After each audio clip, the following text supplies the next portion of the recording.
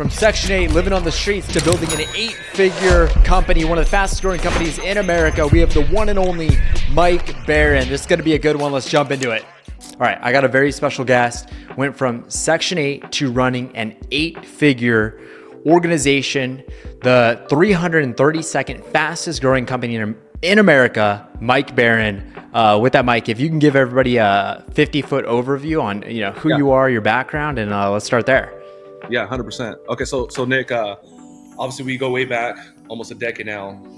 Thank you for the opportunity, thank you for the platform. So for everyone that does not know me, quick elevator pitch is I grew up in San Diego, California, Section 8 housing. I grew up rough and tough. My mom had me at 16 years old. When I was in elementary school, I was pretty fucked up, OCD, ADHD. As I'm exiting elementary school, I was one of the lowest, I had some of the lowest scores in the state. I was in the bottom 5%, so they wanted to hold me back. That didn't happen.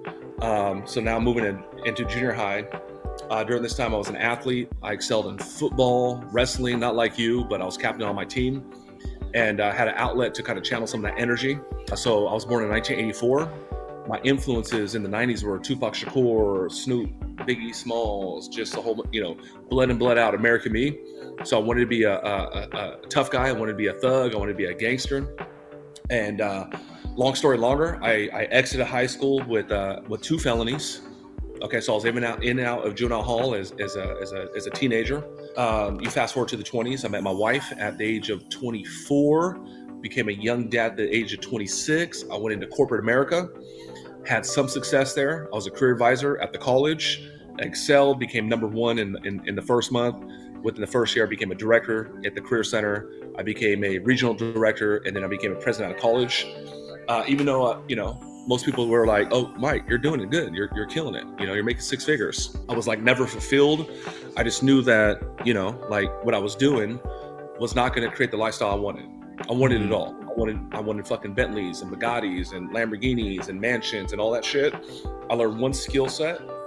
Okay, I mastered one skill set. I learned how to sell and close deals, where I met you at Grant Cardone's office. Took that, started our own business, 2015, and dude, haven't looked back since. I've made, who's counting? North of $40 million on the internet.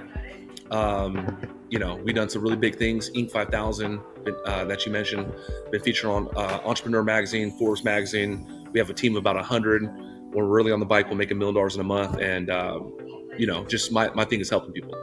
And my purpose is to help those off left behind. So that's just kind of like the cliff notes of who I am. Love that. And we're going to dive into each portion of that, because I think that, obviously right now, if someone looked at you online, dude, they might think this guy is really a successful entrepreneur, or dude, this guy is a drug dealer. I don't know, dude, this guy just has so many cars. Is he a rapper? No. But no, I want to dive into each part, because your story is inspirational, and it's something where, for me, Mike, I met you, and when I met you, I only saw professional Mike.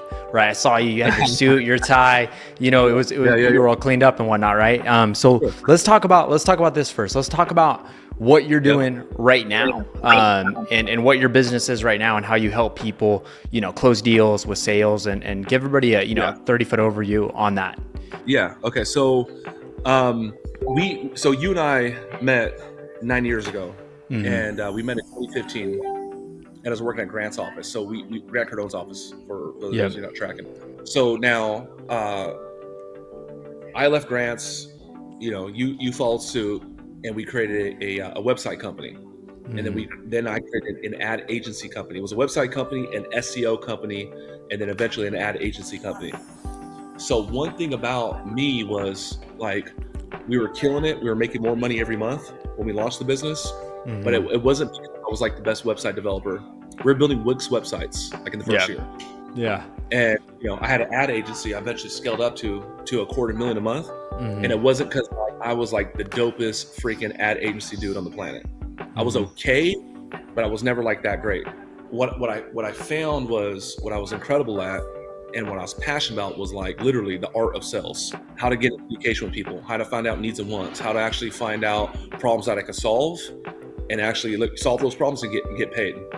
So now, when I got into the game on the internet, high ticket sales and closing was like, it was not the thing. It was like, okay, create an ad agency. Okay, go create a Shopify store. Go ahead and do all these things. But when I looked around on some of the people that I looked up to at the time, whether it was like Russell Brunson, Billie Jean, Dan Henry, Kevin David, some of these internet, coaches and gurus, no one was talking about sales. So when I had my ad agency, okay, and I was closing deals, I was recording content of me slamming $10,000 deals, $25,000 deals, even $50,000 deals. I was recording it because I knew I had something special, and I knew that I can turn this into like an asset, like somewhere down the road. So this is like 2018. I'm closing these big deals. I'm recording. So now, long story longer, I end up launching Mike Barron's Closer Academy. So that's what I do today. So what I do is I take everyday people, okay, just whether you're at the grocery store or you have a 9-to-5 or you haven't, made money yet, I take everyday people and I teach them how to make their first 6 and 7 figures on the internet without having to start a business. And I do this through teaching them sales and closing. So Nikk, for your audience, just give them some like context and some reality. If you go to YouTube, if you go to Instagram, if you go to social media, TikTok, whatever, there's going to be a guru dude pulling up. Hey, scrolling. Hey, do you want to live life on purpose? Of course you do. I'm Tony Robbins, and I've done A, B, and C. Go ahead and click the link, and here's how you can change your life for free. So that whole knowledge brokering, that whole online guru space is blowing up since you and I started doing this internet thing. So instead of me trying to be the greatest marketer, I'm like, okay, I'm good at sales, I'm good at closing. Let me actually like go partner up with those guys and gals. Let me slam those deals and we get paid. And then they have to do the delivery. They actually have to take the liability. And now I'm just closing the deals. So today what I do is I train salespeople, closers, but in a very niche market, not solar, not car sales, not door-to-door, internet, online space coaching. So I've trained over 5,000 people. One of our offers, our academy's made over $25 million. I've created a couple, millionaires, from this program. And that's just kind of like what I do. And I want to give just a bit of a testimonial to whoever's watching this right now. For me, right, we have over 40 sales reps. We do sell enterprise deals, B2B, and we do recruit and source from the these different Facebook groups or different online sales coaches in the internet space. And my point to this is we get 400 applications a week for sales reps. And dude, I've gotten actually, there's one guy that I've gotten from your academy that was with me for over 3 years. He's now cashing checks for $20,000 a month. And I'm going to say this, like with the data that you're giving, because we did enterprise sales first and we did cold calling, that true sales tech of like what sales really is, you're gonna get that when guys go through Mike's academy versus there's other guys that got introduced to sales only through remote closing or high ticket sales online, and their image of what it means to be a sales rep is not really what it is to be a sales rep and do a few $100,000. And I think the reason why I want to say that is because if you guys really take this seriously with the high ticket closing or remote closing with what Mike's doing, you can take it as far as you want to go. And I say that because last point, I say that because you got guys that you've trained, Mike, and I see some of them, they have their own 7-8 figure offer. And I also know for me, like I did high ticket. I would say that when we stopped working together, I did high ticket sales as well. And because of that skill set, dude, I'm doing a deal right now where I'm going to net a few $1 million on that deal.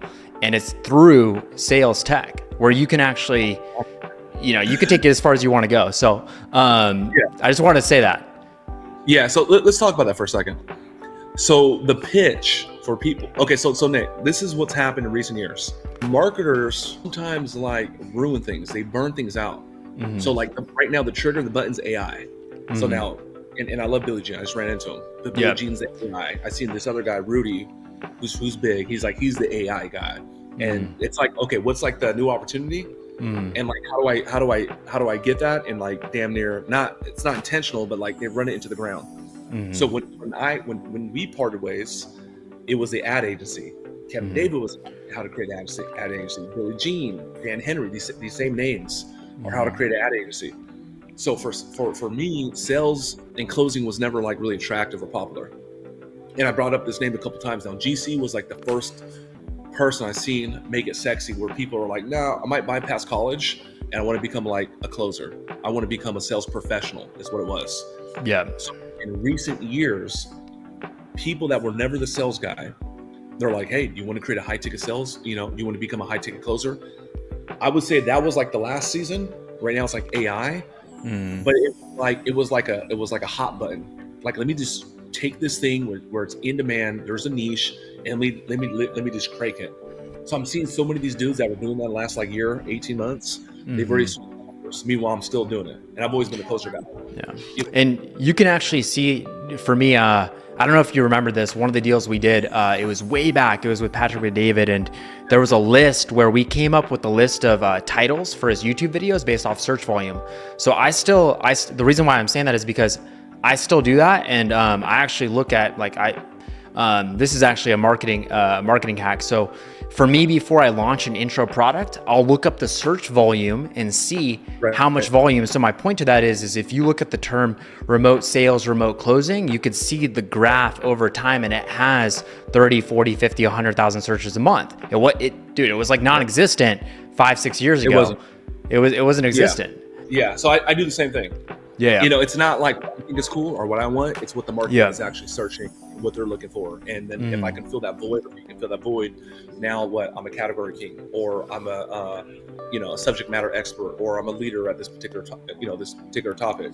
So Nick, the big pitch though, dude, with a lot of these online closer coaches is and it could be real, but the pitch is always like, hey, listen, you can do, your counters are loaded up. And you can do this part-time. You can do this anywhere in the world. You can put in 1 hour a day. You can put in 3. It's a typical pitch. And yes, you can do that. Okay. But for me, dude, like we're knocking on the door of $1 million a month. Hours. That's just because I'm fucking crazy. Yeah. So no, you guys have a savage sales team, and I would say, it's top. If you lined it up to any sales team in this space, dude, you guys are lions. You guys will have them for lunch. With that being said, I just had this thought pop up because I had a guy that went through an interview, and I don't work with the sales reps right now. We have a sales director, but he's like, man, I'm running into this trouble. This guy, he's a closer, he's an account executive, and dude, he doesn't want to do phone calls. I'm like, dude, you have to lead him. So one, I don't know how that guy got hired, but we're here now. So you ask him questions. Hey, what tools does a salesperson have? Well, dude, he has a phone. He has this. Okay. What do people do with the phone? They make calls. What? Like, dude, are you going to make calls? Like you're doing sales. What are you doing? What are we doing? Doesn't want to put in carpet. The freaking painter doesn't want to paint. Like, what are you doing there? So let's talk about this. I want to talk about becoming a top rep. I'm not talking about like a rep that's making 10K a month. I'm talking about becoming a rep where you make 50, 100 grand a month, 20, 30, 40 grand a month. What does that look like for you? If you were to just give someone the roadmap. So I don't like, okay, obviously you have to have the technical skills. Okay, so like anything I do, I have to acquire a high ticket skill set. So I have to have the skills to pay the bills. So like me, people won't really say this, but technically I'm surgical when it comes to this. I know how to ask the right questions. I know how to find the fucking problems. I know how to like actually say, hey, this is exactly what you need. I'm technically sound. But to me, it's not always like the dude that's like the most skilled that gets the bag. Okay, so what I believe it starts with the individual. It starts with the beingness of the individual, how they look at themselves, how they view themselves, how they actually look in the freaking mirror, and are they like, I'm a mouse, I'm a lion, am I like second string, or am I Kobe Bryant or Tom Brady? So for me, I believe it starts with the actual beingness of the individual. Okay, so I'll give you an example. Just this kid here, he pissed me off recently. He's right next to me in that room. Kevin Montgomery's been with me almost 3 years, and I would say in the last 6 to 8 months, he became, pretty good at closing. Okay, he became really good, and his skill sets were, they were like, I'd say a B. Okay, started hanging out with Trey, who's a mutual friend. Okay, and now he's in proximity with the guy that can create at a high level. And now what is he doing with Trey? He's eating at STK. What's he doing with Trey? Now he lives in a $12,000 penthouse. What's he doing, Trey? He's hanging out with multimillionaires. What's he doing, Trey? Like basically Trey, either like he like empowered him, he like fucking made him get to find out who he really is, which is like a fucking beautiful individual. So now what happens is that kid starts believing in himself. He starts loving himself. So his dirty ass shoes are now replaced by Louis Vuittons. His wrinkled shirt is, I'm looking at him right now, is now replaced by a blazer. You know, his attitude of, we're gonna kill it. You know, Kevin, what are you gonna do now? Dude, I'm gonna fucking murk everybody in the room. No one's beat me in that top spot in the last 6 months. And if anyone even dares thinking about it, come see me because I'm gonna kick his ass. Not physically, but in sales, also in production. So what happens is, this is a bar for any coaches that are watching. So in any program you have, if you teach e-commerce, if you teach affiliate marketing, if you teach sales, if you teach marketing, if you teach whatever, in the very beginning of every program, you should have mindset tuning. Okay, like a module. So for me, I must have about 8 hours of like mindset tuning, raising awareness. We call it intro to awareness before we talk about sales. Okay? And the reason is like, I haven't became a billionaire yet because I haven't fully absorbed that beingness of a billionaire yet. Nikk, when I met you 9 years ago, I had skills. I had communication. I was confident. Okay, I was technical. I could do websites. I could do Photoshop. I could do video editing. I could talk to people. I haven't became that at that point 9 years ago. I wasn't yet that person. Okay, therefore I did not get what that person gets. I was afraid of, you know, getting a $5,000 house. I was afraid of, should I get a Mercedes? Oh my gosh, it costs so much. Now it's nothing. Okay, let me give you a little bit more on that. So Myron Golden, I'm sure you're familiar. Myron Golden. Yeah. Okay, one of the top speaker coaches, if not the top speaker coach in the space. So we joined Myron Golden's inner circle. Okay, so I'm at his deal, quarterly event, inner circle, whatever. Myron's like, hey man, let me ask you, you know, he's like, hey man, let me ask you a question.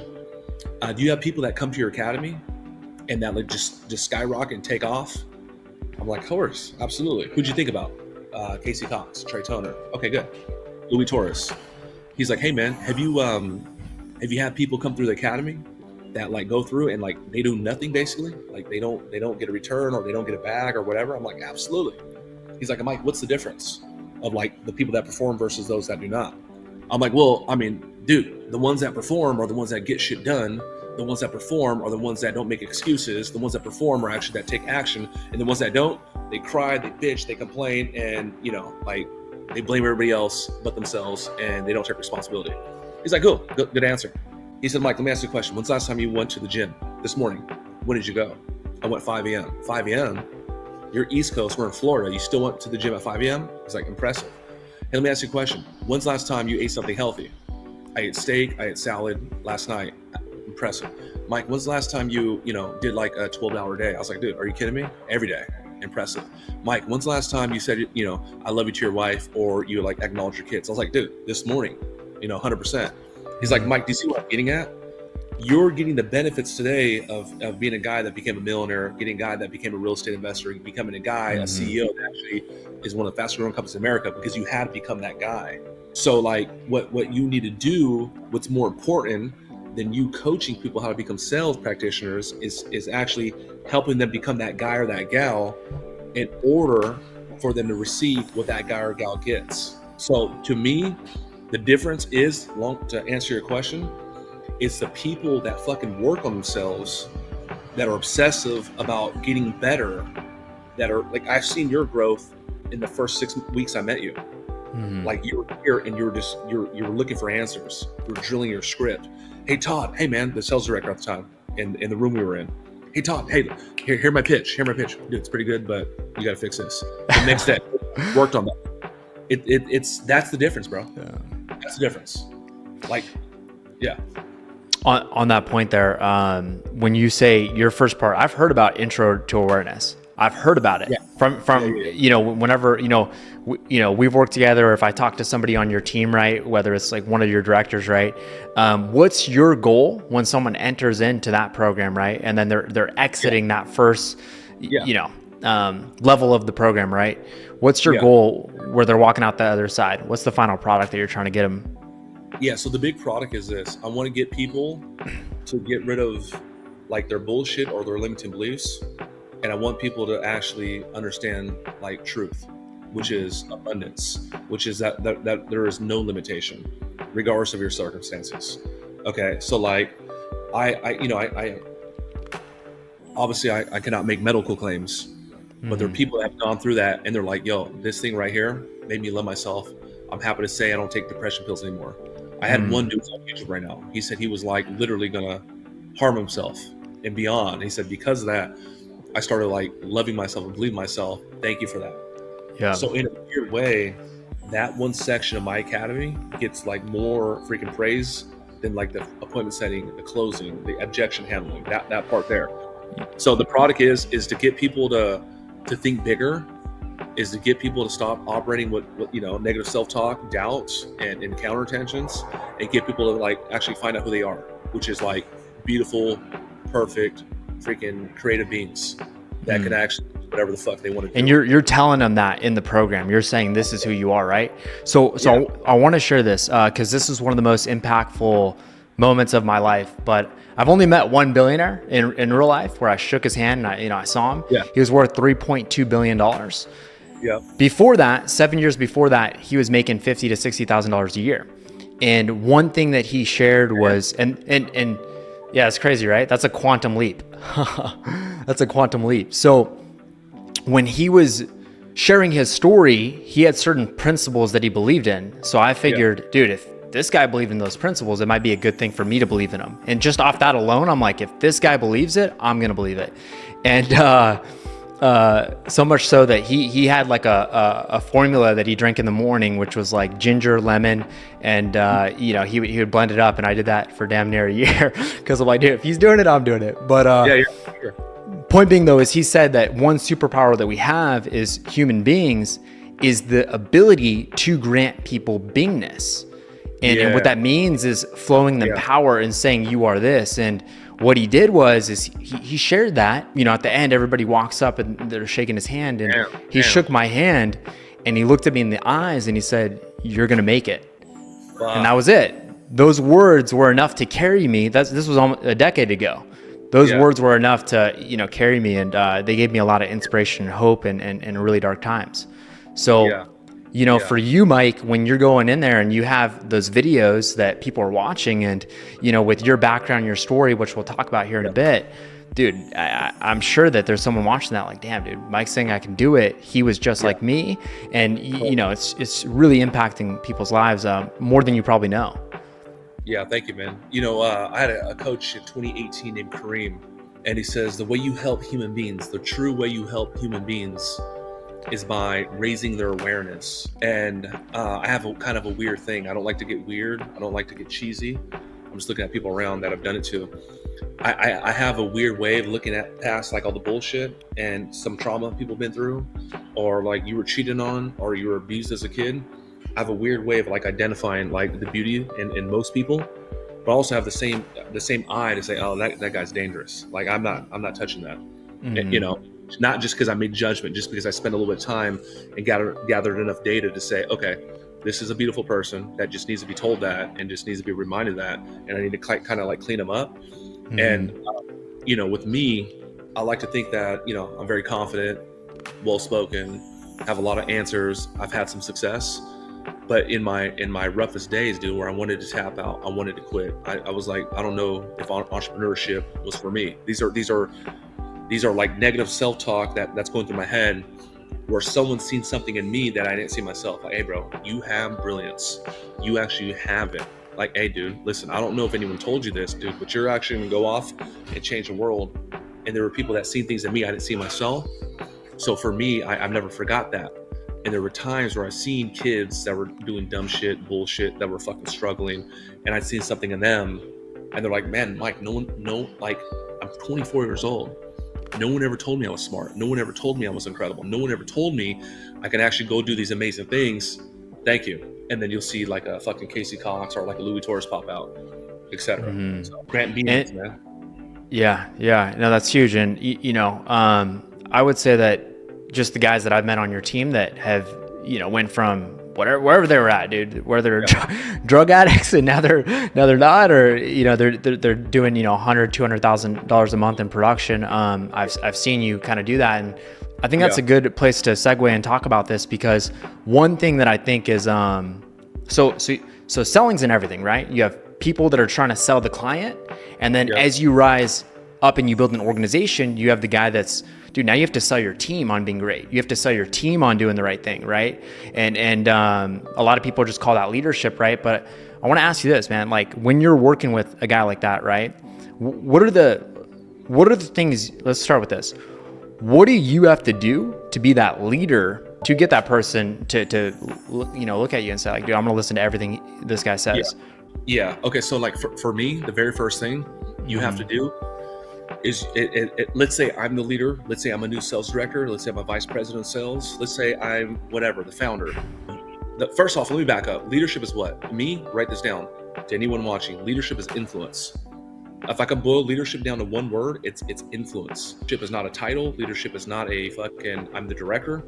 We've seen directors that have no leadership. We've seen entry-level people that have great leadership. Influence, okay? So now for me, if I want to create some sort of influence on my students, on my community, on my team, I have to get very clear on like what is the ideal scene of my team.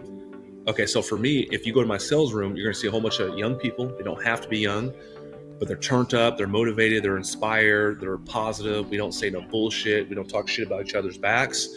But before that happened, I had to name it. My team is motivated. My team is proactive. My team is looking for answers. My team freaking does A, B, and C, whatever. You have to name it first. That's one. Number two, you have to have the right people. Okay, so like I could be this incredible leader, but if I'm hanging around fucking losers and fucking D- talent, I'm not going to win the Super Bowl. Mm-hmm. So I need to look at the right people. That's two. Okay, so what I do. And I'm in a different place right now in my career. I'm like the founder now, like 100 people. I'm kind of like an unfair asshole because my expectations are not real. I'll give you an example.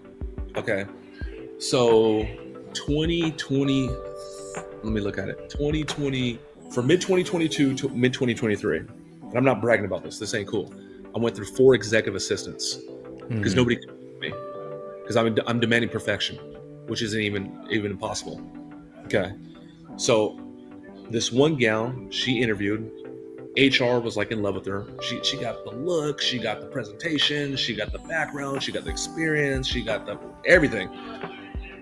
At 4:59 on her first day, she's like, "Hey Mike, I'm about to leave. Do you need anything?" I'm like, "Nope, all good." To me, you're like one of the rare people that is working with this Inc. 5000 company, and it's 4:59 and you're out the fucking door. Bad indicator. I'm like, that doesn't mean she's wrong, doesn't mean she's bad. It's just an indication of the qualities I don't want. Okay. So now I hit her up. It's like 5:45 because I had a question. Hey, I have a question. What happened today? She didn't answer, not until the next day. I go talk to John, who's our executive director. I go talk to Mark, who's his number 2. And I'm like, "Hey, your girl, she's not my girl." Like, dude, what? It's only been one day. She's not my girl. Why? I'm like, bro, I called her and she didn't answer. Like, dude, what time did you call her? 5:45. Production ended at 5.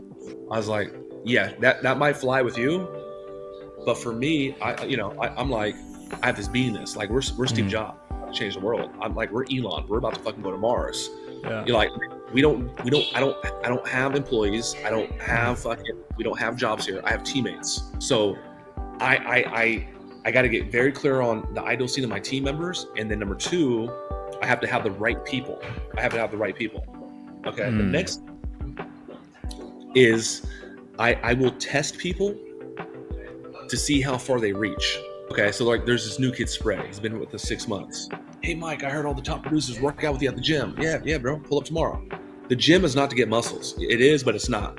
When I'm with my team, it's proximity, we're creating, we're fucking, like in calm. Hey, Spray, dude, I heard you're doing good, man. Hey, bro, do me a favor. Go watch the production boot camp. You said that your call volume went down, your appointment sets went down. You also mentioned that your show rate went. Here's a perfect handle, parentheses.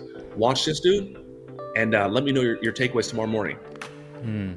Next day at the gym, he should be checking me at the fucking door before I go in. He should have a laundry list. Like, hey, Mike, dude, before we go do bicep curls and go do fucking back, dude, this is great, this is great, this is great, this is great, but like, I have a question here. This is great, but I want to challenge this. Like, can we talk about this for 5 minutes? I didn't get that. Get that. Okay, again, I'm looking for people that are looking for answers. It doesn't mean he's wrong, but what it means is when the student is ready, the teacher will appear. I need the kid that football practice is over and he says, hey, coach, I was looking at film. I noticed my spiral's not tight. Can we hang out for 5 minutes? Let me know what you're thinking. Bam, bam, bam. Hey, Johnny, when you release it, release it from the top, keep your elbow tight, whatever. And then the kid goes the next day, coach, I made those adjustments. Look, like, I need that kid. Okay, so I will my thing is I will not water seeds that won't grow. But if Spray, he went through it and said, boom, Mike, holy shit, that was like a dopamine hit. That was like a freaking crack hit. What's next? Now give him the next thing. Dude, Mike, holy smokes, I did that. And I set 4 appointments. I broke my all-time record. I need that kid. That's who I pour into. Okay, and if that kid doesn't do that, that's fine. I love you. You're still on the team, but like, you're not at my table. You're like at one of my juniors table. So now, what am I talking about? Leading. I'm clear on who I'm looking for. I have to have the right people. The right people are what? They're looking for answers. They're motivated. They don't have to be fucking revved up every morning. They're proactive, okay? And then from there, I'll start pouring in like my teachings and I'll start building them up. I'll have people come in and it could be like my inner circle event. It could be staff members that fly in. I'm hanging out with executives. We're doing an early dinner because we had a big day. And there'll be one woman that like flew in and she works with me and she's like tuned out. Bad indicator. Like, I don't know, it's my ass. But what I need you to do is get the right information to get to the fucking next. If I went to go hang out with the cat doing 9 figures, if I went to go hang out with fucking a dude that's a billionaire, I'm sitting next to the guy and he ain't better than me. Like, he may be in business. I'm shutting the fuck up. I'm asking really good questions and I'm taking notes, motherfuckers. So I'm looking for that guy. I'm looking for me 10 years ago. Okay. So yeah. Yeah. No, that was there was a lot of different gold in everything you just said right now, and it's something where for me, I think the one thing I did do right, and it was because when I got into sales, I thought of it like a sport, and I just looked at, all right, if I'm gonna get great at a sport, what do I got to do?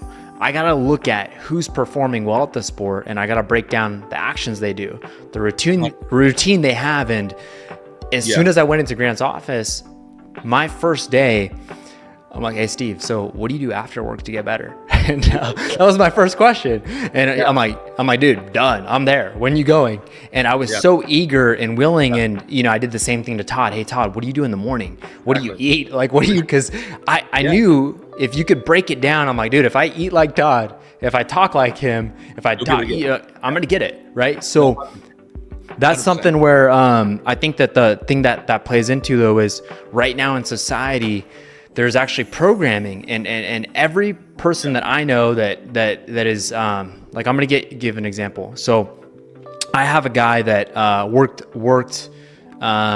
he worked in a minimum wage job. He was sleeping on a couch, for $400 a month. He was 31 years old, obese, dude, like not an ideal candidate by any means. And he was jumping into sales. He was making a career switch. And for those people wondering, like, dude, why did you even hire this guy?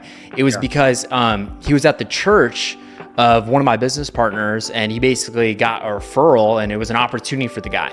Point being is that guy, the one thing he did right, which he was not very good when he started, like he's never won at anything in his life, but the one thing he did right was, hey, what can I do after hours to get results? And fast forward 6 months later, dude, that guy was doing $100,000 a month in production. For him, his life changed in a year. He actually has a house, he got married, and he's, you know, making 10 to 15 grand. With that being said, when I say the programming though, we'll get other people that are on paper good candidates. Right. And one problem, experience, but one problem in the workplace is everybody's asking, hey, what do I have to do my job? And if there's anything outside of that job description, they're actually looking at it as like, you know, hey, the employer's taking advantage of me. Dude, there's these other problems and responsibilities that, you know, they asking me to do. And it's like, oh yeah, you want me to, if you recommend a book to that person, it's like, okay, cool. Am I going to get paid overtime for reading the book? Like, the universe will never reward that. Yeah, it won't reward it. It will never work. And that's what I can't stand, dude, is I want to talk about that. I want to talk a little more about leadership, but like the most people have this like outlook of like, okay, like I'm going to step up, but like, what's up with that pay raise? It never works like that. What happens is you fucking actually contribute, you take more responsibility, you actually fucking do the thing that the company needs, and just by default, by natural law, by universal law, that thing will happen. I'll give you an example. Okay, so I'll give you an example. So I'm in corporate. I am 25 years old. Our career services director, I worked at the career center at the college. She gets decapitated. She gets let go. Okay, and I'm just young. I'm operating off the principle, but like I'm just young and fucking motivated. Corporate's in town because they cut her. I go downstairs. Hey guys, listen, I'm really sad to see Samantha go. You know, we were all very close to her. Not sure what the plans are. I'm coming in super low corporate. You can't scare them. I don't know what the plans are, but I just want to throw my name in the hat. I would love to be your acting director. I'm not looking for a pay increase. I'm not looking for a merit increase. I'm not looking for a formal title. But if you guys would warrant that, I just know the guys upstairs respect me. You guys know I'm like the top producer in the whole organization, and I won't let you down. Okay, bye, boom. I walk upstairs. My team's like, what happened? I was like, dude, I got those motherfuckers right where I want them. Because I know they had no plan. So, end of the day, regional director comes out. He's like, Mr. Barron, you feel like you could do this? He talks like that. I was like, absolutely. If you said you won't let us down, right? I said, absolutely. He's like, all right, you're up to bat. So now you fast forward 6 months. I'm the guy that is the acting director. So I got everything's on my shoulders, the responsibility. If I don't perform, it's on me. But I don't get the benefits of the pay raise. I don't get the benefits of actually getting that formal title. And now you fast forward 6 months and I'm doing the deal and I'm performing at a high level. My wife, I love her to death, but she's like, I just don't like you to be taken advantage of. You're working on Saturdays. They want you to become the director, but they don't want to pay you. I don't like that. That went on. The guys on my team I've known for years. I recruited them from a previous college. How's that? Like, I'm tired of seeing my friend taking advantage of. These motherfuckers want you to do all this work, they don't want to pay you. Meanwhile, in my head, even at that age, I'm like, I'm going to perform at a level that this organization has never seen. And now I have something called leverage. So when I do go for my ass, they cannot deny me. Fast forward to month 6, I got a pay raise. I became a director. You fast forward 6 months later, I became a fucking regional in a pay raise. You fast forward I became a president, because I knew in my mind, it wasn't what corporate said. It was like, what can I create? And I was already sold. I was going to get that. You get it? I didn't. Like I had to have the beingness, ultimately to have the havingness, and most fucking people go the wrong way. They're like, okay, give me this, and then I'll become that, and that does not work, dude. It's something where you were, Mike. I didn't realize. So for me, like hearing this now and then knowing where you were at, right? You know, this was your first. That was your first time ever rising, taking your steps up the corporate ladder, right? Yeah, exactly. So you were ahead of your time, and it's definitely something where I wish, going back to that same guy, that guy eventually did ask, like, hey, what do I got to do to be a manager, right? And one thing that I realized later down at my path, and I wish somebody taught me, was, dude, if you want to get a raise, and let's just say you're a sales rep, dude, you just go and you pick up 5 or 10 books about sales management, sales leadership, and then you read those things and you start doing those actions. And guess what? One day the owner has, this problem where he's like, dude, we need a new sales leader. And this is actually a conversation I had with, a rep that's asking me, how do I be a leader? And I was like, dude, you be a leader. Let me ask you this, Joe. If you had to choose between Timmy and you, and Timmy every single day, and he had the qualities of a sales leader. He was helping reps outside of production. He was, basically came prep with like recommended books for the team to read. And he was doing all these actions. And I see him showing up a little bit early, staying a little bit late. I see him helping his peers, and he was doing actions of a sales manager. And then I had a guy that's option B, and he's, basically not doing those actions. And he's saying, hey, I'll do them when I get the raise, dude. Yeah. And you're the owner. Who do you promote? Yeah. Who do you promote? It's simple. The guy doing the work, the guy doing the development, the guy that's growing, Yeah. There's the guy over here still, Kevin, and we just hired an external sales director, which is rare because we like to promote from within, but we don't really have the personnel yet to lead up an 8-figure company. So we actually absorb another closer agency. So this guy's a 7-figure earner, but now he's on our team. That just happened yesterday. So 2 weeks ago, Kevin, our top producer, was like, dude, I want to be a director. Like, I like, how do I take on more? Like, I need to take on more responsibility. I was like, bro, you don't need to fucking be a director to take on more responsibility. He's like, how so? Come here. I grabbed him. I walked over to the sink, dirty dishes. I walked to the fucking restroom. I said, look at this fucking shithole, bro. Look at this. He doesn't need to clean it. He needs to take responsibility. I said, hey, Yvette, hey, Mariah, hey, so-and-so, you've been here how long? 2 weeks? How many major deals you got? Okay, good. You got one major deal? Okay, they put 1,200 down? Damn, so Yvette's made $120 in the last 10 days? Okay, cool. And this kid didn't understand. He can actually start being the sales director without the title right now and do we give him all the fucking money he wants. Yeah. You get it? Yeah. No, it's too easy once you know the game. I remember it's too easy and it's so simple, but it's reverse. And I would say that if I did pass along anything to John, I pass along that one concept because and I would say it. I'm gonna describe a moment. So when I was working with MJ, dude, MJ didn't know what he was getting. He's like, dude, I'm getting a guy to do some deals, and dude, we started to do deals, right? And actually, let me attribute this back, Mike. I did learn this from you. I did pick up this quality from you, and it goes full circle. So, watching, going back, and I'm like looking at myself when I was working with MJ, dude, I was basically, MJ, let me go and do some deals with you. He would call me a sales rep. In my mind, dude, I'm your strategic growth partner, and dude, I'm going to help you grow this thing. And dude, here's my percentage that I have to work with to grow this thing. So, dude, before I knew it, fast forward 90 days, dude, I had appointment setters. I had sales guys. Dude, I had a guy that John was doing funnels. We were building things. I was making marketing funnels. And dude, MJ didn't hire me at all. One thing, it was like a handshake. But two, I did not have a job description for me to make marketing funnels or do any of this stuff. I just started doing it. And one day he wakes up, he's like, man, dude, like, I don't really know what's going on with the sales or anything, but dude, I know that we inject $200K a week. Like, dude, I'm his partner. Like, dude, I'm in grade. And that same playbook there is the same playbook that John used when he worked with you. And I used again.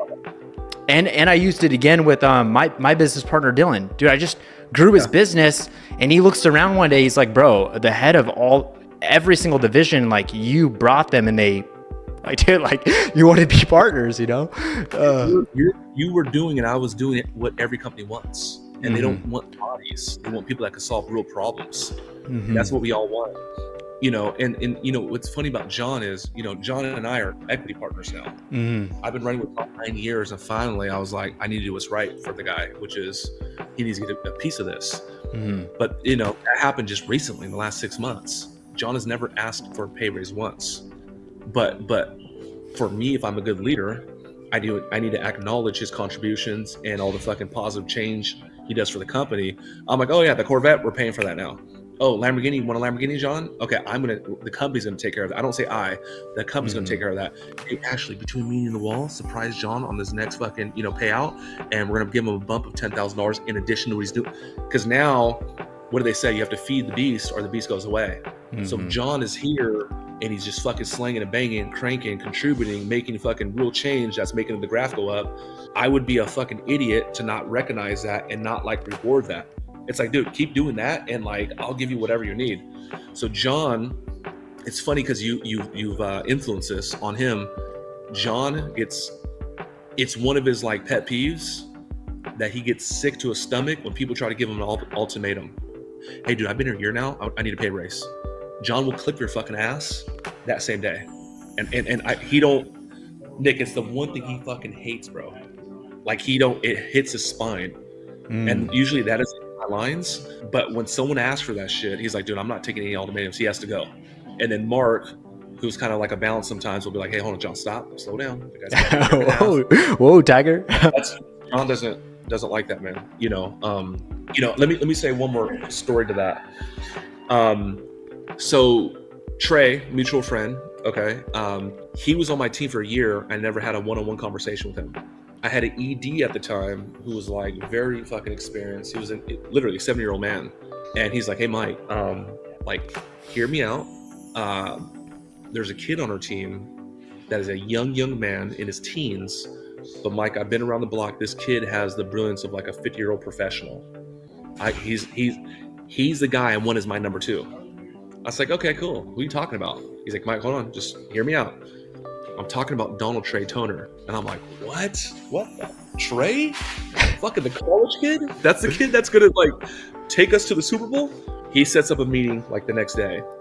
Hey, Trey, tell Mike what you've been doing. Trey, okay, his job is sales. Technically, it's not account management. Technically, it's not, making sure that people stay on. A lot of our clients and our students are on payment plans. So Trey was doing delivery outside of production to ensure that people would make their installment for the month. And he would get calm with them a week or two before, just to make sure we're in calm and you're happy, good indicators. If you do that, it obviously influences it. So he created that system for himself. And then he started showing all the other closers what he's doing. And you and I know this. So our recurring money was just fucking like 80, 90%. If we have $10,000 in a day recurring, it went up to like 90%. So what's the point? Trey was doing these things. Somehow, some way, somebody discovered it. And it was a fucking process that usually I'm aware of every damn thing that was over my awareness. And he was solving these problems and he implemented it. And then he became, at the age of 19, number 2 in the whole damn company that was doing $1 million months. Where he failed, however, is he didn't know how to PR. He didn't know how to show this good shit he was doing and kind of just politely like, hey, Mike, if you notice the retention, look. Yeah. And you operate off datum wise tech, which is make good works known. AKA, he didn't know that at the time. So no, that is another example. So if you guys watching this, whether you want to get a pay raise or you want to become a president of the company, this playbook works. You just got to put it in place. So with that, let's go ahead and go more on a personal matter. Let's go ahead and paint. Let's paint a picture. We have, little Timmy. Okay. He's 18, 19, or we could say, young Mike, if that's easier for you to envision. We have young Mike, and Mike is setting up his routine to have the, the 8-figure routine that, you have today, right? Where you're going to hand him, here's your routine, Timmy, you're 19. This routine is going to get you to become the person that you need to become to run that 8-figure multi-million-dollar company. Dude, what does that look like? Yeah. So number 1, dude. So this goes for anybody, but specifically young people. Okay, the change that happened for me is I started thinking bigger. So what I would tell any young person is think bigger sooner. Like that's one of the most powerful things I could tell anybody. Think bigger sooner. Okay, and I hate to give you the long story, but like my goal at 16 was to become a team lead at McDonald's so I could get my car faster. I did that. When I worked at the grocery store at 18, my goal was to become a meat cutter so I could make $22 an hour. I did that. When my goal, when I was in corporate, my goal was to go from a rep to a director. I did that in the first year. Then I wanted to become a regional, the next year. I did that. The story I'm saying is every benchmark I set for myself professionally, I hit. And then one year I'm like, I'm gonna become a millionaire. I did that. My new goals I started writing in the last 12 months is I'm a billionaire. That took me so long to write that because I knew when I wrote that, it was a committed decision. It wasn't just fluff. So if I was 16 and saying that I'm going to be a billionaire, I would have sped up the process to what where I'm at right now, I would have achieved fucking 7 years ago. Because just changing the target, we know that just by changing the target, that one thing will fucking like speed up your process. So you want to think bigger. Okay, Mike, that sounds good. Like, how do we do it?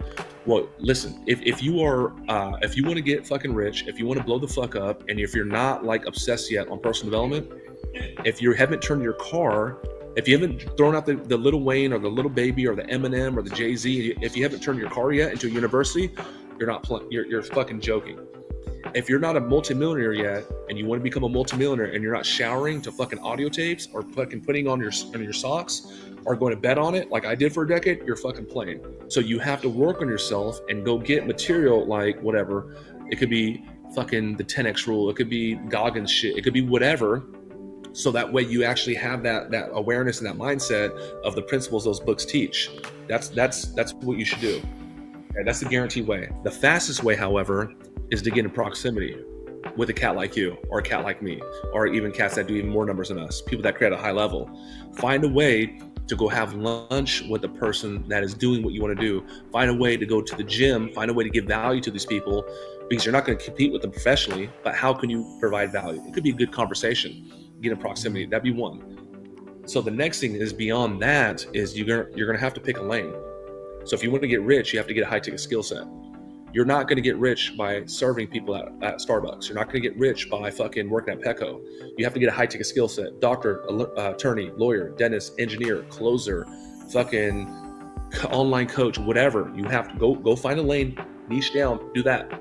So skill up, go get a program, whatever. Go to YouTube University. Skill up, then start up. Okay, you have that skill set. You learn how to close. You learn how to become a dentist. We'll actually go use that now. Start up, skill up, start up. Okay, so now you skilled up, you started up, you made money, proof of concept, now go scale up. Go teach people now what you know, that way you can have, you can do anything, but you can't do everything. I have fucking 25 people over there closing deals because I don't serve this company the best closing deals. Like I grew up, I'm older than that now. Okay. So skill up, start up, scale up. And then the next thing I do is I go sell up, which is, we have about half a dozen businesses. So now I have a fitness academy, and I don't like train people. I have a dog training academy. I don't even own a dog. So I'm finding these other people that have my systems and processes, or excuse me, that have a brilliant idea. They're very dynamic, and I implement my system and processes, and now I get, my low 25% or sometimes 50%. And then number 5 is the ultimate entrepreneur, which is your legacy play. Make money, save money, make money, save money, save money, invest money.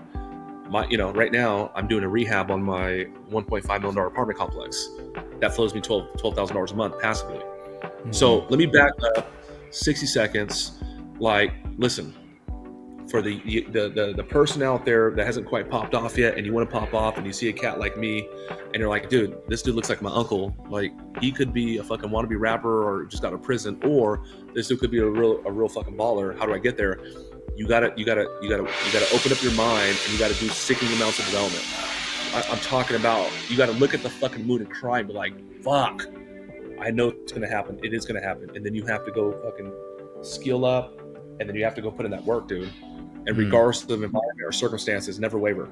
Just keep going through the desert. Like, the universe rewards that. Here's a bar. I don't believe you ever heard me say this.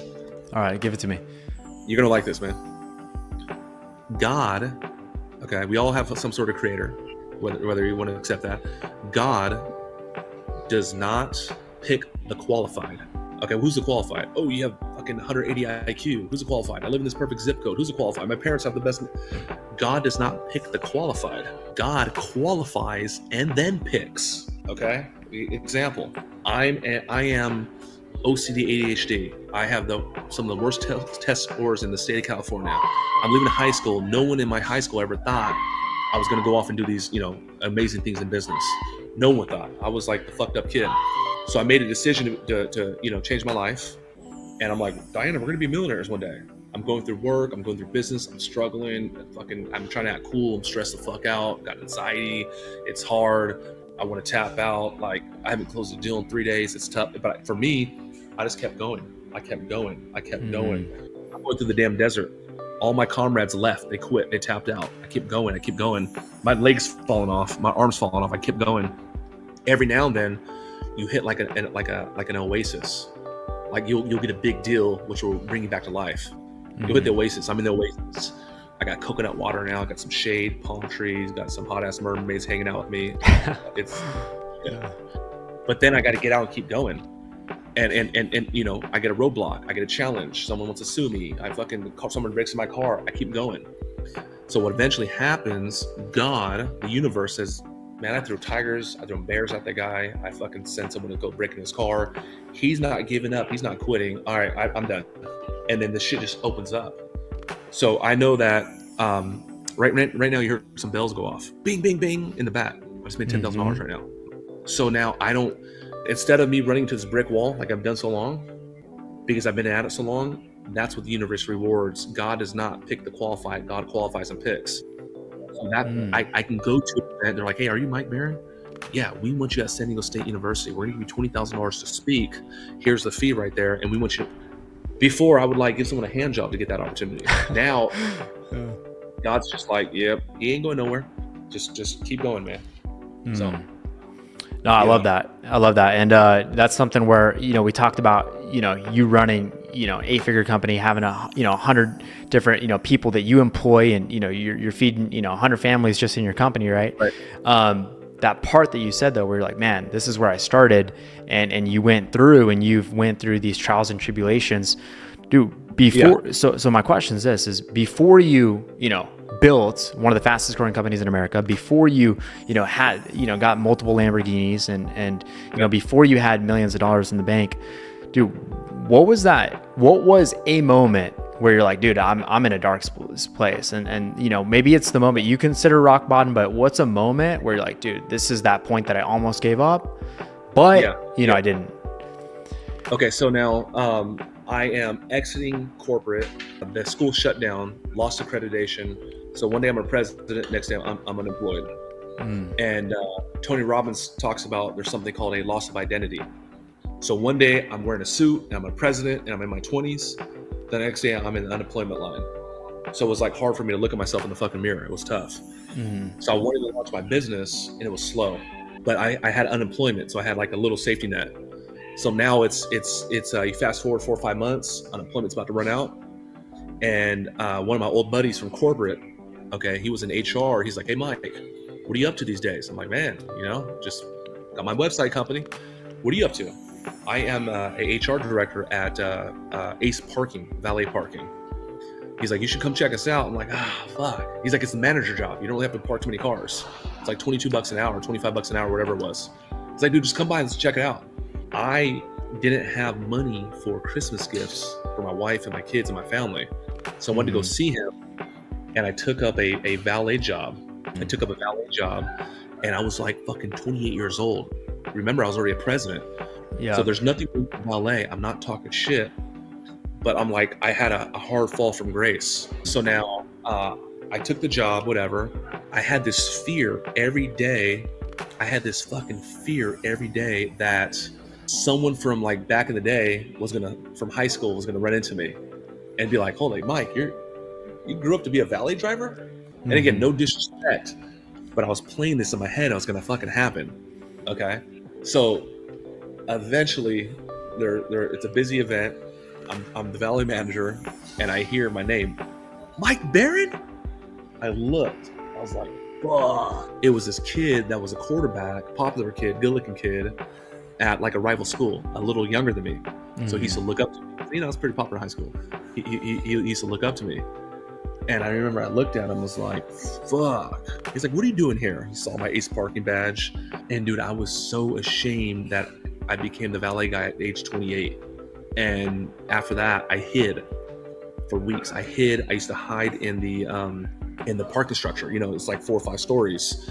And I just remember who I was, a guy that's creating. I'm gonna be the number one freaking career advisor. Then I'm gonna be a director. Then I'm gonna be I always had it was a game. I'm like creating, it's fun.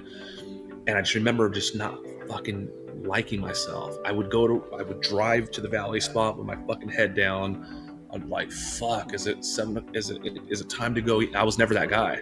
And I went through a tough time. And a couple weeks later after that, I just told my wife, I was like, listen, my family's all military. We put troops up and we feed them during the holidays when they don't go home. So like, we're pro-military. Let me just say that 100%. That said, I remember telling my wife, I was like, hey, listen, we have a daughter now, Dana. I'm just gonna go to the military. At least they'll take me. At least I can get medical benefits and get a stable paycheck. And I'm tapping out. And again, that's not to down the military. It was just like, I was like, at least these fucking dudes will take me. And then Next day, bro, I slammed a fucking big ass like $10,000 deal, and I went through that Oasis. I was like, "Fuck yeah, let's go!" Dude, he's off. No. Yeah. What was the $10,000 deal? Which one was it? It was right before we linked. Okay. I remember we did our first deal, bro, and I was like, damn, dude, this shit's easy. All cash too. Yeah, it was All cash. cash. Yeah, it was like a 16K, dude. It was I got like 5K up front. Yeah. And it was like, it must have been like 6 months before I met you. Mm-hmm. You know what I mean? But it was, here's another bar, man. Whether you say God or the universe, God doesn't make mistakes. And a lot of times some things don't make sense when you're going through it. But if you stop and look back, you can connect the dots. And I'm exactly where I'm supposed to be right now based on who I am and what I've done, and so are you. And yeah. I'm literally tapping out the next day. Bam, deal closed. Boom. Back to life. And no, that I'm trying to put myself in your shoes, right? That feeling where you're president of a college, unemployed. Now you have a job that it's like, man, this is just not. I mean, dude, it's high status to low status position, right? Yeah. So with being dude, what's your advice to someone to make it out of a place like that, right? Where maybe they never were president of the college. They're just in that dark spot and they've never even seen the light. You saw the light and went back to the darkness, and you made your way out, right? So what does that look like? Yeah, so one of the big things that I've been able to do in recent years is take responsibility for all of my outcomes. So most people that don't if we're talking about like success and we're talking about like financial freedom, even if we're talking about a happy marriage, most people don't want to take responsibility. Mm-hmm. I know that's kind of cliche, especially in the space so long, and people that are going to be watching, I imagine they're really big into Tony Robbins or whatever, is most people don't want to take responsibility. So what they'll do is they'll go like this. They're like, I never got a pay raise because my boss is an asshole. I never got a pay raise because we don't promote over here. I never did this because I've been a single mom for most people don't want to take responsibility. And so even though I was I had an excuse for everything. Like, dude, fucking the college closed. Of course I'm in this situation, or this would happen to me. And I'm just this victim. And one of the things I believe in is there is no victims. There's just volunteers. So that's a tough pill to swallow. Okay, there was a gal that hit me on Facebook. This was a year ago. And she bought an intro product. She bought like a $97 product. She tried to blast me on the internet. And she's like, hey, Mike, my husband's ill, and I've been trying to talk to your refund department, and no one's getting back to me, and this, and this, and my husband this, and my husband that, and we need our money back. And I responded publicly. I shouldn't have done it, but I did. And I was like, hey, Mrs. Jones, I'll make sure you get refunded today. However, I'm saying this because I absolutely care. Okay. And I'm telling you, some of the stuff that you're dealing with is not really because of, this situation or that situation. And if you give me the opportunity to give you like a coaching opportunity, I would take responsibility so you can actually climb out that. And she just responded paragraphs. How fucking dare you question me? And that help. And I was like, what? People don't want to take responsibility, dude. So now, what I'm saying is if you're in a tough spot and you haven't popped off yet, it's because you're not ready yet. You're not ready yet to receive that. You're not ready. I bet you if Jay-Z said, yeah, I want to partner up with Reebok, I bet you can make that happen. Yeah. And the fucking sea would part for him. Mm-hmm. I bet you if I said I want to partner up with Nike 10 years ago, it's not going to happen. Mm-hmm. It's like once you become that person, you start attracting that. Like me meeting the San Diego State guy, like me they're hitting bells in the back again. Mm-hmm. You have to become that person once again, dude. And literally, the truth is, man, it's Jessica's boyfriend, man, he's a douchebag and he has a fucking Mercedes. Fuck him, I'm better than him. No, you're financially, no, you're not. Until you've done what that guy's done, you're not better than him professionally. And what you don't see is that Mercedes that he has. You don't see that motherfucker waking up at 5 a.m. You don't see that dude. It's the universe doesn't make mistakes. You gotta look in the mirror and go confront yourself and say, what the fuck am I doing Okay, then what am I doing? Like, what am I not doing to get this? Mhm. Some kid hit me on Instagram. Hey man, what problems are you trying to solve today? This is me. Drop me something in the response, and I'll handle your questions. One kid says, Mike, I'm pissed off because I've been fired already at every job I've been in, and no one's giving me a chance. And my response was like, dude, not to validate you, little bro, but like, you might want to look in the mirror, because it wasn't one job, it was every single job. So there must be something or some sort of change or adjustment you have to make. And the kid was like, dude, Mike, you're right. I didn't think about it like that. And he's like, change. So you gotta, like, if you're not getting what you want, if you're struggling, if you're paycheck to paycheck, if fucking everyone keeps cheating on you, if people, your best friend stole, it's supposed to happen, because that's where you're at right now. Like, a bitch, don't bitch about it. Don't blame the fucking, it's you. I'm sorry. Yeah. It's fucking you. That's something where, I've this philosophy, I use it in business, but then it bleeds into the other areas of my life and vice versa. But it's, if there's a problem and it pops up in my life over and over, then that means I'm doing actions that I have an out point. I have something that is out that is causing that problem to exist. And if I did the perfect actions, I wouldn't have that problem. That's I believe that. So, like, for example, with sales, and I want to do this last section here specifically on business, and ideally, like, for someone watching this, maybe has a company doing a few $100,000 or 7 figures.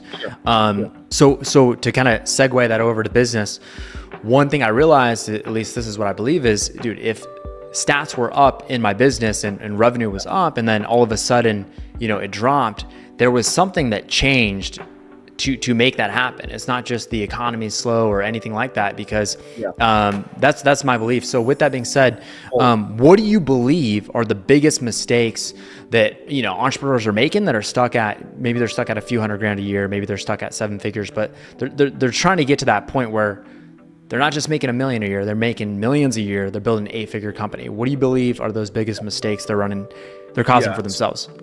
So I'm gonna do some douchebag shit, and hopefully your audience doesn't judge me. Okay. I'm a Navy Federal. Okay. I'm looking at the statements of December. Okay. This ain't Photoshop. It's not $1 million a month. You barely see it. 713,000. You barely see it. That's this past month, right? Yeah. Okay. So now, like, there's a false belief I hear with a lot of entrepreneurs, and they're like this. They're like, I'm like, you do all the sales calls? Yeah. Why? Oh, because no one could do as good as me. They don't want to, like, really. They don't want to delegate. So I heard you do all the customer service, or you do all the funnels. Why? Well, because they can't do it. They can't do it like me. Like, I've tried to hire it, and it just didn't work out. And listen, when you're the entrepreneur, okay, you're going to be that very rare person most of the time that has a lot of skill sets. You can do funnels, you can do sales, you can do customer service, you could do delivery, you could do quality control, you could do outreach. That's why you're the guy. That's why you're the gal, because you have these dynamic skill sets. I don't want to talk shit, but I could do videography better than my videographer. I could do Photoshop better than my Photoshop. Like right now, today, I could definitely sell. I could do treasure director, and I hope she's not watching, because I don't want her to fucking cry. Actually, I love you, but it's because that's why we became the entrepreneur, because you could do so many different things, right? So now, if I go and look at my business from 2015 to 2018, I was a hustler. That was like in the culture. Gary Vee, what does he say? Crush it. Just burn the midnight oil, 14 hours a day, go to fucking bed at midnight, wake up at 6, fall asleep, and like grind. So a guy like you and a guy like me, we're not afraid of hard work. Like, that's just a given. Okay. So for my first 3 years in business, I went from that hustler. Like, I look in the mirror, I'm a hustler. 50 Cent, I'm a hustler. And then from like 2018 and beyond to present, I became more of an operator. I became more of an engineer. So we have a mutual guy we know, mutual friend, Ken Daniels. You actually connected me with Ken Daniels. 2018, he says, Mike, tell me about your staff. I'm like, okay, we got Cody Warho, we got Gage French, we got Michael Rosenberg, we got this guy, that guy. He's like, okay, Gage, what does he do? I was like, well, Gage, he does sales. And, I have him also help me out with funnels. And he does delivery. And then every now and then he'll help me with payroll. He's like, Mike, hold on, what? Gage is doing all this? I'm like, hold on, I'm not even done. He's like, bro, I'm surprised your team hasn't taken you out back and shot you in the head. I'm like, Ken, what are you talking about? He's like, bro, you're that guy is overloaded. That's insane. I was like, Ken, what are you talking about, dude? That guy could do more. He's like, yeah, you can organize. You need to create divisions and departments, and actually put people in specialized units where this person only handles treasury, this person only handles sales, this person only handles marketing, this person only handles X. I said, what? So he helped me create an org chart of these specialized units. And instead of having this person do a little bit of everything, it's like, nope, you are the sales director, here's your team. You're the marketing director, here's your team. So now I went from a hustler to an engineer. I'm like in chemistry in business. I'm like, okay, cool. Cool. We did $250,000. Let me see if I mix this in and mix that in and create these processes and systems. And let's see how we get to like $500,000. Fuck, it didn't work. Next, damn, we got to $500,000. So for the last couple of years, what I've been doing is just getting super, super tight on our systems and processes. Now we're dialed in. Now I just need more talent. I need the world's best videographer. I need the world's best treasury director. I need the world's best delivery director, so they can fit into our system. So now, to answer your question, if you're like making 6 figures a month, like that's cute, awesome. Like you're never going to become big without a fucking squad, and not just any squad, a hit squad. You're not going to win the Super Bowl without Tom Brady or Patrick Mahomes. You're not going to become Inc. 5000 and fucking drive Bugattis if that's what you want without a team. Remember what I said, you can do anything, but you can't do everything. So that's the initiative I have in 2024 is to go recruit the top talent in these different like divisions or these different like verticals. Yeah. And I think that's something for me. Like if I look at my journey, I studied sales, I studied marketing, and then I studied systems and operations. And one thing I would say that a lot of people that I've met, like we ran a cold call campaign this last like 6 months, and I was doing some tests with AI cold callers, and but the funny thing is you hear these guys pick up, they're the business owner, their cell phone numbers, right? And the business owners, the trigger word and the word that they kept repeating is, dude, I just have a lot on my plate right now. And so overwhelmed is the word where it's just like, dude, they're just fucking, they have so much on their plate, right? So point being is like, a lot of people that are in business, dude, they're trying to be the queen. They're trying to be the rainmaker, whatever it is. They're trying to be that person that could do everything. The queen can do everything. And now that I say, if I look at business and if I compared it to the chessboard, really, dude, maybe the queen is like your sales director or your VP of sales, right? And then the ideally the king is maybe your CEO, the guy that's running it, and then the operator, the guy up top is the person really seeing the board from above, not in the field. And when you can learn that skill set, that's actually how you can buy time. You can buy time and also do more, right? Yeah. And I got something on that. Go for it. Okay. So I got some game in the last year. It's called the 4 levels of value. Okay, so we know that the more value you provide the market, the more money you make. So if you're ever in a point where you want to make more money, okay, just find a way to create more value for the market. Okay, so now the 4 levels of value, it's like a staircase. The first level of value is called implementation, and it's actually doing the work at the lowest level. So like that will go anywhere from like minimum wage, like 40-50 grand a year. So that's the person that's serving your coffee. That's the person that's doing your oil change. That's the person that's cutting your lawn or your hedges, and the person doing the thing. It could be an appointment setter. It could be a person in Photoshop, right? It's called implementation. So the second level of value, it's called unification. So that the resource you use to make money, actually the first step, the resource you use to make money is your muscles, your physical, like here's a coffee, let me chop down the street. So the second level of value is called unification. The resource you use is your management skills. So generally speaking, it is the manager that makes more than like the freaking, not in sales always, but like in normal business, the manager at Petco makes more than like the cashier. The manager at Starbucks that's responsible for the schedule and inventory and hiring makes more than the barista. So the second level of value is called unification. So as you continue to progress, you make more money.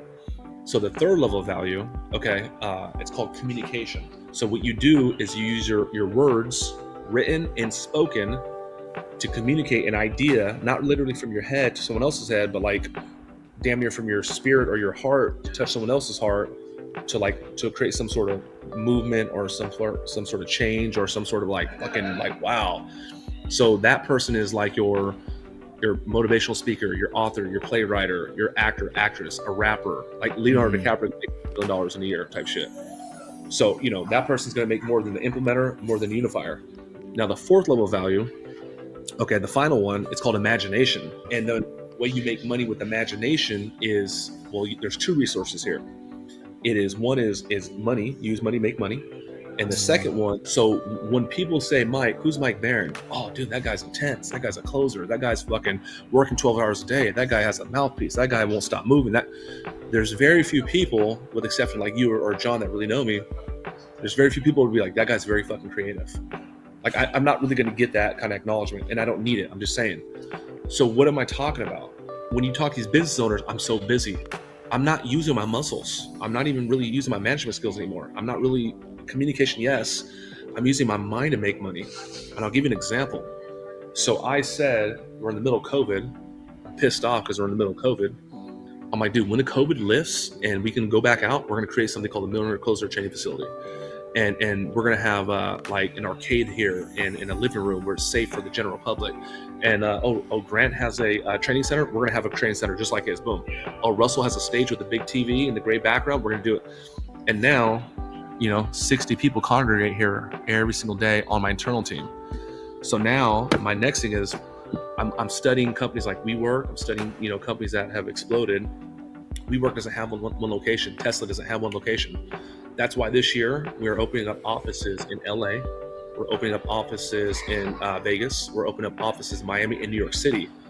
And what am I saying is, I don't play the game, I make the game. Hey, we're going to come to the training center. Here's the product and here's the services. Here's what we can and cannot do here. Here's the policies. Oh, we're going to go to Vegas now. Oh, we're going to go. I'm using this to make money. And what serve this company, okay, is my long-term strategic vision of where we're at and where we're going. That's how I serve this company. I don't serve this company by building funnels anymore. It's not fair to these guys and gals if I'm like doing that.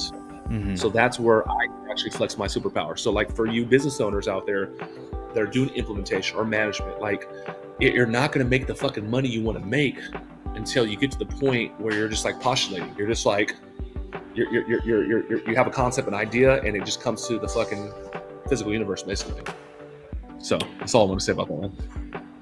That makes sense. And I definitely would say that for me, it makes me think of there's something called a hierarchy of needs that people have. And as you go and look at these things that drive people to do things, you have at the lowest level, like safety, food, and then it goes up into like love, relationships, and then it goes up into like creation is actually like an urge, a need.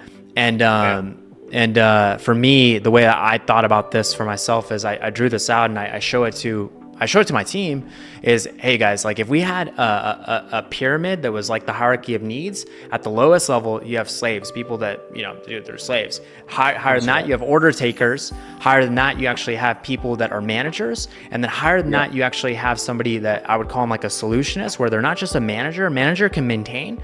A solutionist can bring in solutions to actually solve problems. And then above that, you have the creator, who's the entrepreneur making his own world, right? So with the going shifting back over, let's just I want to just say first off, I appreciate your time, Mike. I know that we're going past 60 minutes.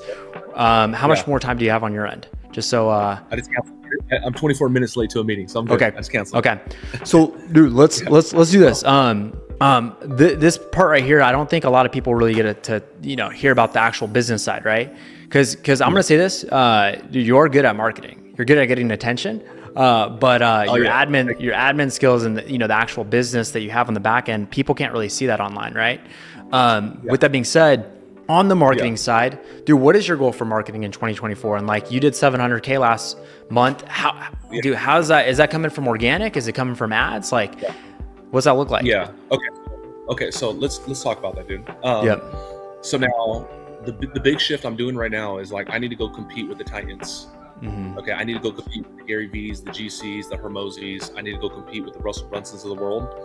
So that's what we have, a system that's dialed in. I can take off. I don't need to be here. These guys and gals can handle the fort, and I got to go do my job to kind of make their life easier. So for me, marketing is pretty much a function that makes the sales department job like easy. You know, I'm working out with Steve Spray. Me and John went to go see Steve Spray in Miami. I'm like, hey, dude, how many organic leads are you generating in a given day? He's like, dude, bottom line is 3,500, but like, you know, it's not rare during the week to get 5,000 leads, 5,500 leads, organic fucking leads for all his channels, organic. Wow. I'm like, all right, cool, right. So now my thing is, it should be that, but I told myself, so I'm getting fucking right now about 100 leads organic, non-paid. So I need to get literally 15,000 leads. I need to get 15,000 leads organically per month for the sales team. So now I'm gonna speak on some shit I shouldn't really speak on, but I'm gonna give it to you because I love you. We have been talking to a couple consultants, and you know, this guy has done work with Manny Koshbin, and this guy has done work with what's the guy Iman Ghatzi, and this guy has done. So we're like literally like, you got the data, like let's give you some fucking money, so let's do it, so I can get bigger than fucking Gary Vee, whatever. So one guy, he wanted to charge us $27K a month, which is fine. I was like, that's a pretty big retainer, you know, like pretty nice. So we talked to 3 different consultants, and all of them said the same shit. So I'm gonna give you the sauce right now on marketing, okay? So all 3 of them said the big thing right now is short form content. All the major platforms reward short form content, you know, TikTok, IG, Snapchat, YouTube, all this shit, short form, right? Okay, good, that's easy. They said the next thing you want to do is that you want to actually create a shit ton of fan pages. So if you go look, I must have had about 18 fan pages go up in the last 3 weeks. And basically what you want to do is just flood those fan pages with your content. And this is according to one of the consultants. Okay, this is where the data comes from. I haven't verified the validity yet. He says the algorithm is so smart that if someone is into like Mike Barron content, default, you know, if they're engaging, your main page will show up, and then they'll follow, subscribe, whatever. So they have the main page, and the other ones they call secondary pages. So they're like, dude, it's a volume game. We don't, like, whoever says that we can hack it is stupid. We sometimes we'll take a piece of content, put it on the main page, and does nothing, and we'll put it on a secondary page, and it'll go viral, get 1 million views. So he's like, the name of the game is just actually pushing out massive content. I was doing a reel every other day. Now I'm dropping 3 a day, with exception to early this week. My account got blocked, but it's back now. So now I've been dropping 3 reels a day. So I went from like 10,000 views a day to like 100,000 views a day. Another hack is to go get your most viral content, the ones that have 1 million views. And he says, go ahead and recycle those. And he says, Instagram does not punish that. It doesn't say, oh, you've already posted this. So for example, I had a video that had 2.5 million 6 months ago. I reposted that. It went over to 3 million in like fucking 4 days. So now I added 12,000 followers last week. There's a couple days where I had like 5,000, but a couple dropped off. So it's recycling the viral content. It's running the short form. It's more volume, 3 posts on reels. It's also doing the fan pages, which I'm doing. Another thing is there's a couple hacks you can do on stories. So the numbers, like if you run a wrap up, it's like 6 to 8. But if you really, really want to do the deal, it's like 16 stories. So I got this Mauricio. You know Mauricio? Yeah. So he's like, he's like in the beginning of the day, you do posts on stories that create engagement. Hey man, what do you think I should wear today? You got 4 options. Or hey man, you know, what are you guys up to? You know, drop me a comment. So according to him, it's like you're forcing engagement, which tells the algorithm like this guy's of interest. Let me put this in front of more people. Okay. Another hack would be like this. Is I'd be like, yo, right now I'm with my bro, my former business partner, my loved one, Nikk Legend. Make sure to follow him. I tag you, and then I download it, upload it, and they can't click, so they think it's a glitch. Okay. So they keep going back. Yeah. So they keep going back, which is again what? More engagement. Algorithm likes that. I've been engaged. Let me put it out. Mauricio's talking about you want something called there's a word he uses, taboo. So he'll be like walking around randomly. He's wearing a wig, or you know, he's like, hey guys, hope you're having a great morning. You know, wish you guys all the best. And he's drinking a beer. It's not really. It's like apple juice, but he's getting attention. Is what he's doing. So people have hit me up in recent weeks. They're like, "Hey man, how come? What is that deal with Trey Toner feeding John, or like, Trey? It's Yeah. it's a movie, man. So Yeah. that what are the results of that? Go ahead. Shit, dude, fucking 4,000 followers a day. Thousands of views on my stories. Way more influence, way more engagement, and then ultimately more value for the market. Yes, but then obviously we're experts at monetizing more leads, more conversions. You said right now you're getting 100 leads a day? Organically. Yeah, organically. So the link on my IG is the same link that's on all my socials. Yeah. I mean, it's pretty good. That's I mean, yeah, if you look at, depending on who's running your ads and what the creative is, right? That could be $1,000 in ad spend a day, $10 a lead, exactly. Right? So it's like organically, that's free. Plus, brand equity and all that good stuff as well. And that's something that definitely, I mean, dude, guys like Alex Hormozi, Iman Ghazi, there's another cat, Luke Belmar, one of the, if you've probably seen him, they're doing that strategy, right? Where you actually have like the multiple accounts and whatnot. And that's what they're all saying. Yeah. But these guys, the consultant guy, this guy's insane. Yeah. He's like, it's 7 G's. He's like, we'll get out 5,000 pieces of short form content a month. That's sickening. 5,000. 5,000 chopped up Mike Barron reels, or 5,000. Like that's intense, bro. Like, fuck. So we're scaling that whole thing up right now. So what's your target then this year with social media and building the brand? Is there is it a number of followers? Is it what's it look like? 500,000, 15,000 organic leads a day, a month, 500,000. It's 15,000 organic leads. I've already named it, and I need to get in front of more audiences. Like I know that naturally, camera, no camera, I'm more of a character than most of these motherfuckers claiming that fucking be that. Not even like a businessman. I just know I'm fucking goofy and I talk a lot of shit, and I know that I need to get in front of more people that will take to me. I know that I do bigger numbers and with a lot of people that have major followings, which is whatever. I know I have a better story than a lot of people I need to get in front of more people. So like more stages, more podcasts like this, and I need to get out. I don't need to be. I shouldn't be here no more. I'll be in Florida. I'll be in Naples in a week and a half. I'll be in New York City. I need to get the fuck out, and I need to go touch people. I need to go touch players and creators. So dude, I definitely know that some of the guys that even have followings, but they don't have back-end systems, and they're not really doing the numbers. They're not doing 700K, or if they are doing 700K, it's at small margins. Where there's a guy that I jumped on a call about a year ago, and the guy was doing $1 million a month for 12 months, and dude, he was actually losing money at the end, losing $100,000 a month. Like, why 15,000 though? Why'd you say that number? Because I just told myself I'm going to get 500 leads a day. Okay. Yeah. But then that's what we're going to do now. But I need to go. Steve Spray's talking about 3,500 leads a day. So that's what they do organically. On a bad day. Damn. 35. Yeah. On a bad day. Yeah. On a bad day. So I need to go whoop Grant's ass in that shit. Yeah. So let's do this, Mike. We'll go ahead and we're gonna gear towards the last questions here. I want to say something real quick before your last question. Go for it. On your note. So if you guys don't know our relationship, Nikk Legend and myself, Nikk was actually my first business partner, and we started business together back in 2015. And so we were doing the deal. We signed up a lot of like big name clients, Patrick McDavid, Conor McGregor, etc.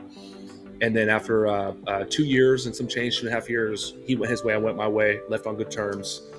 And Nikk popped off in 2017 to 2018. He popped off. Like I looked up and I was like, what the fuck? This dude has a Hollywood Hills house that's $20,000 a month. I seen supercars in the driveway. There's freaking models there. There's you got the brand new BMW with the fucking, the back doors and all that shit.